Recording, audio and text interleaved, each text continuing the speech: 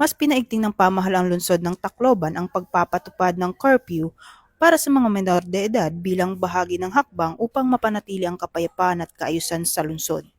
Ayon sa lokal na pamahalaan, mahigpit na ipinatutupad ang curfew mula alas 10 ng gabi hanggang alas 4 ng madaling araw, kasunod ng insidente ng pamamaril na naganap sa San Jose National High School.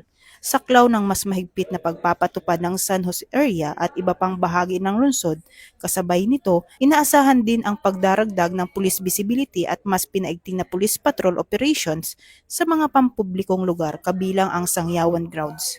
Batay naman sa pahayag ng Tacloban City Police Office, hindi papayagang makapasok sa Sangyawan Grounds ang mga menor de edad kung hindi kasama ang kanilang mga magulang o legal na tagapag-alaga.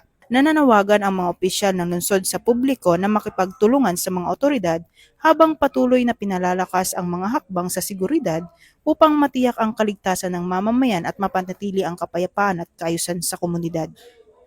Mula dito sa Campo Crame, ako ang inyong PNN correspondent, Patrolwoman Dara Palogme, alagad ng batas, tagataguyod ng balitang pulis.